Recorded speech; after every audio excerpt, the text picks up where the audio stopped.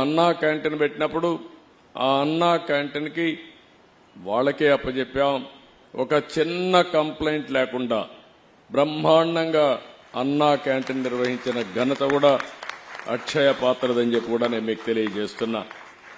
203 కేంద్రాలు పెట్టాం. ఆ 203 కేంద్రాల ద్వారా పెద్ద ఎత్తున పెడితే ఈరోజు గడచిన ప్రభుత్వం అన్నా క్యాంటీన్ల పైన కక్ష కట్టి మూసేసే పరిస్థితికి వచ్చారు.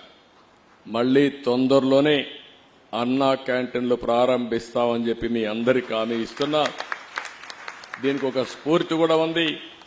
ఒక పక్క అక్షయ పాత్ర, ఒక పక్క నందమూరి తారక రామారావు గారు కూడా మొట్టమొదటిసారిగా తిరుమల తిరుపతి దేవస్థానంలో అన్నదానం ప్రారంభించారు.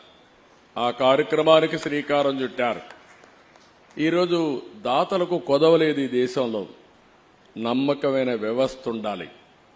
వెంకటేశ్వర స్వామి దేవాలయంలో అన్నదానాన్ని ప్రారంభిస్తే ఇప్పటికే 1000 కోట్లు 1200 కోట్ల రూపాయలు కార్పస్ ఫండ్ ఉంది.